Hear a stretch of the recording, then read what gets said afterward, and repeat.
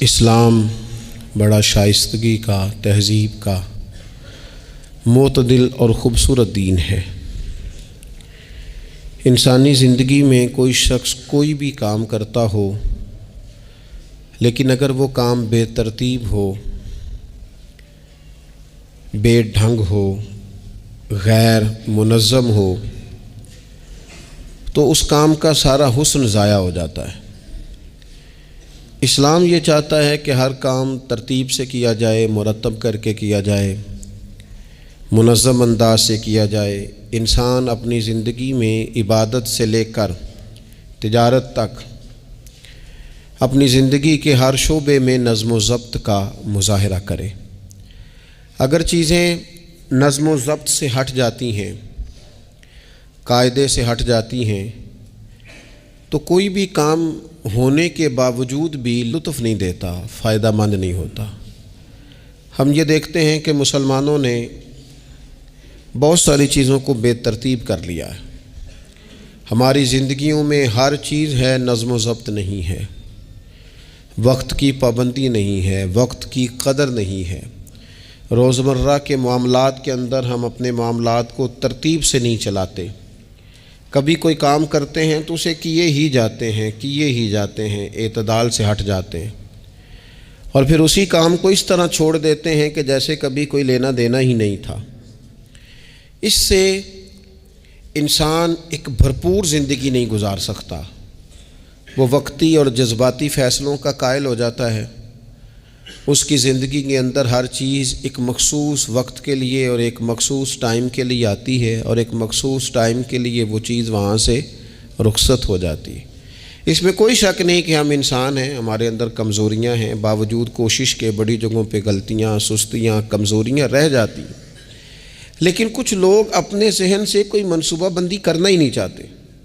ہو جائے گا، اللہ کرم کرے گا، اللہ بڑا مہربان ہے۔ بھئی یہ ساری باتیں ٹھیک ہیں، لیکن اسی کریم رب نے کہا ہے صبح اٹھو، اسی کریم رب نے کہا ہے کہ وقت پر نیند پوری کرو، اسی کریم رب نے کہا ہے کہ ان الصلاۃ کانت علی المؤمنین کتابا موقوتا، فرمایا بے شک نماز مسلمانوں پر مقررہ وقت پر فرض ہے۔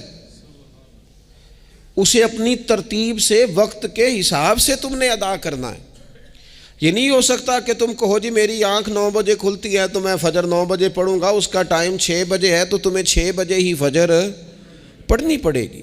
اپنے مقررہ وقت پر چیزیں جب تک نہیں رہیں گی تب تک رضا الہی کا حصول بھی ممکن نہیں ہوتا۔ ہم چونکہ غیر منظم زندگی گزارتے ہیں، بے ترتیب زندگی گزارتے ہیں، تو اس لیے بہت سارے کام جو کرنے کی ہم پوزیشن میں بھی ہوتے ہیں وہ کام بھی ہم سے ہو نہیں پاتے۔ ایک تو بہت سارا مسئلہ لوگوں کا یہ ہے کہ کل کر لیں گے، انشاءاللہ ہو جائے گا، آپ دعا کریں ہو جائے گا، آپ فکر نہ کریں ہو جائے گا۔ اس کا معنی کوئی نہیں نا، اس کا مطلب کوئی نہیں۔ آپ کیا کہہ رہے ہیں؟ آپ کہیں میں نے شروع کر دیا ہے، اب دعا کریں۔ آپ یہ کہیں کہ میں نے پوری کوششیں لگا دی ہیں، آپ اچھی امید رکھیں اللہ سے، لیکن آپ سٹارٹ ہی نہیں کر رہے اور آپ کہہ رہے ہیں دعا کریں۔ یہ کیسے ہوگا؟ جب تک نظم و ضبط کا، آداب کا، حدود کا، قاعدے قانون کا پورا خیال ہی نہ رکھا جائے۔ حضرت سید فیض الحسن شاہ صاحب رحمۃ اللہ تعالیٰ علیہ فرماتے ہیں کہ ایک خاتون بڑی عجلت پسند تھی، جلد باز تھی، تو اس کا شوہر اس کی چیزوں سے بڑا پریشان تھا، جلدی میں آدھا کام کرتی تھی، آدھا کام خراب کر دیتی تھی، تو اکثر آ کے کہتی تھی دعا کریں بڑا مارتا ہے۔ اگرچہ اس کا مارنا پھر بھی درست نہیں تھا، لیکن وہ دیہاتوں میں آپ کو پتہ ہے نا، بعض لوگ بڑی جہالت کا مظاہرہ کرتے ہیں، اس قدر زیادہ شدت کے ساتھ تکلیف دیتے ہیں کہ جو بالکل نازیبا ہو جاتی ہے۔ ایک دن اس نے آ کے کہا کہ پیر صاحب کوئی سمجھاؤ، بڑا ماردہ ہے۔ تو آپ نے فرمایا تو سنا ہے بڑی جلد باز ہے، کام نظم و ضبط سے نہیں کرتی۔ کہنے لگی جی دیکھیں جی کیا نظم و ضبط اور کیا معاملہ، کل اس نے مجھے کہا دال پکا دو تو میں نے اس میں گھی بھی ڈالا ہے، مرچیں بھی ڈالی ہیں، پیاز بھی ڈالا ہے، لہسن بھی ڈالا ہے، ہلدی بھی ڈالی ہے، بس ذرا جلدی میں نے دال ہی تو نہیں ڈالی۔ تو یہ کو مارنے والی بات ہے؟ ہر شے ہے، ایک شے ہی نہیں۔ ہمارے ہاں بہت سارے لوگ ایسے ہیں جو جلدی میں اصل کو ہی بھول جاتے ہیں۔ وہ کہتے ہیں باقی میں نے سارے کیے، کوئی رہ تو نہیں نہ گیا، سارے کیے، ایک ہی نہیں نہ کیا، اور بھائی جو اصل تھا وہ تو رہ گیا۔ نظم و ضبط، قاعدہ، قانون، جب تک ہمارے اپنے اندر، میں دوستوں سے کہہ رہا تھا پھر کہتا ہوں، میرے اسلاف فرمایا کرتے تھے جو والد تہجد نہ پڑھے اس کے بچے فجر نہیں پڑھتے۔ والد کو جب تک وہ سحری میں سجدہ ریز نہیں دیکھیں گے اتنی دیر تک آپ ان سے 1.5-2 گھنٹے پہلے اٹھیں گے تو پھر وہ اٹھیں گے۔ لیکن اگر کہا جائے کہ پتر میں تھکیاں تو تم مسیتے جا، تو یہ ہو سکتا نہیں کہ وہ جائے، کیونکہ ہماری زندگی سے نظم و ضبط بچے سیکھیں گے، ہمارے ماحول سے وہ محنت کو، مشقت کو، کوشش کو وہ سیکھیں گے۔ اگر ہم اپنے ماحول میں نظم و ضبط نہیں لائیں گے تو آنے والی نسل کے اندر نظم و ضبط منتقل ہو سکتا، تو اس کے منتقل کرنے کے لیے ضروری ہے کہ پہلے ہماری زندگی کے اندر نظم و ضبط۔ آپ دیکھیں شریعت اسلامیہ نے ہر کام کا نظم و ضبط بنایا ہے۔ نماز اللہ کی عبادت ہے نا، بستر سے اٹھ کر سیدھا مسجد میں آ کے جہاں آپ کا جی چاہے نماز پڑھنے کی اجازت نہیں ہے۔ آپ اٹھیں، آپ کا لباس پاک ہونا چاہیے، آپ نے وضو کیا ہوا ہو، آپ کو سمت قبلہ کا پتہ ہو، آپ کا منہ کعبہ شریف کی طرف ہو، جس جگہ آپ نے نماز پڑھنی ہے وہ جگہ پاک ہو، آپ کا لباس پاک ہو، وقت کا تعین ہو، نماز کے آداب آپ کو آتے ہوں، آپ بیت اللہ شریف کی طرف رخ کریں گے، کانوں تک ہاتھ اٹھائیں گے، آپ ان ہاتھوں کو منظم طریقے سے باندھیں گے، وقت پر رکوع کریں گے، رکوع میں کمر سیدھی ہونی چاہیے۔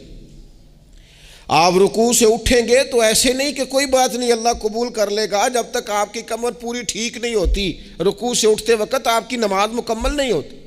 آپ سجدے میں جائیں گے تو پیشانی جمنی چاہیے، ناک جمنی چاہیے، آپ کے پاؤں کی انگلیاں زمین پر لگنی چاہیے۔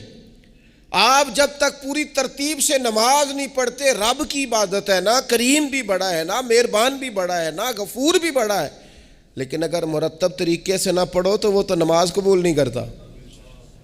نبی پاک صلی اللہ تعالیٰ علیہ وسلم کے سامنے آ کے ایک شخص نے نماز پڑھی، عبادت کی ہے، آیا ہے، جھکا ہے، لیکن عبادت بھی بے ترتیب بھی نہیں، بے ڈھنگی نہیں، غیر مرتب نہیں، غیر منظم نہیں، ایسے نہیں کہ جیسے مرضی کر لی۔ اس نے آ کے نماز پڑھی تو حضور نے اس کو دیکھا اور نبی پاک علیہ السلام نے فرمایا تیری نماز نہیں ہوئی، دوبارہ پڑھ۔ اس نے دوبارہ پڑھی۔ یہاں تو لوگ ناراض ہو جاتے ہیں۔ ایک دفعہ طالب علمی کی بات ہے، میں ایک جگہ نماز کے لیے وضو کر رہا تھا تو ایک صاحب نے وضو کیا، بڑی جلدی میں آئے اور جلدی میں وضو کیا تو ان کا ایک ٹخنا خشک رہ گیا۔ تو میں نے ان کی خدمت میں بڑی، چونکہ بزرگ تھے، بڑے تھے مجھ سے، میں نے بڑی عرض کی، میں نے کہا وہ آپ کو خیال نہیں رہا آپ کا ٹخنا خشک ہے؟ وہ کہتے ہیں مولوی وہ لنگن نہ دے آجے، دیکھیں کوئی لنگ نہ جائے، تو سو قبول کرنی کہ اللہ نے۔ میں نے ان سے کہا آپ کیا کام کرتے ہیں؟ کہنے لگا میں کپڑا بیچتا ہوں۔ تو میں نے کہا اگر آپ کا 1000 روپے والا گز کپڑا ہو تو کوئی شخص کہ کوئی عرض نہیں، چل مہربانی کر 300 کا دے دیتے ہو؟ کہنے لگا نہیں جی ترتیب سے ہی بات چلے گی۔ تو میں نے کہا یہ بھی ذرا ترتیب سے ہی چلے گی، اللہ نے کہا ہے کہ اس طرح کر کے پڑھو تو پھر میں قبول کروں گا۔ تو اگر وہ رستہ ہی آپ نے اختیار نہیں کیا، نبی پاک علیہ السلام کے سامنے اس نے نماز پڑھی، حضور کے سامنے، نبی پاک رحمت للعالمین ہے نا، حضور سے زیادہ کو پیار کرنے والا تو نہیں نا۔ نبی پاک نے تو نہیں فرمایا چل میرے سامنے پڑھی یا تیری قبول ہی قبول ہے، حضور نے فرمایا تیری نماز نہیں ہوئی، دوبارہ پڑھ۔ اس نے دوبارہ پڑھی، حضور نے فرمایا تیری نماز نہیں ہوئی، دوبارہ پڑھ۔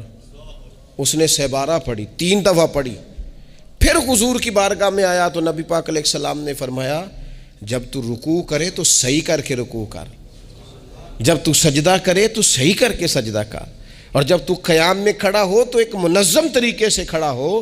فرمایا اس اعتدال، اس نظم و ضبط سے، اس ترتیب سے نماز پڑھ، امید ہے خدا کے فضل پر کہ وہ تیری عبادت کو قبول فرمائے گا۔ نظم و ضبط ہی نہیں ہے۔ رمضان شریف کا روزہ بڑا مہربان ہے نا اللہ، اپنے بندوں کو کسی قسم کی کسی مشقت میں مالک ڈالتا نہیں، لا یکلف اللہ نفسا الا وسعہا۔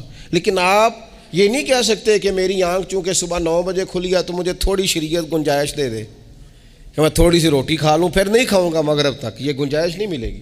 نظم و ضبط ہے، ترتیب ہے، اس کا قاعدہ ہے، اس کے اصول ہے، اس کا ضابطہ ہے۔ سحری میں اٹھیں گے آپ، اگر آپ کی آنکھ نہیں کھلی ہے تو آپ کی اجازت چلی گئی، وقت ختم ہو گیا۔ آپ بے ترتیب ہوئے، آپ غافل ہوئے، آپ نے کیوں لمبی نیند کی، آپ کیوں وقت پہ نہیں اٹھے؟ زکوٰۃ ہے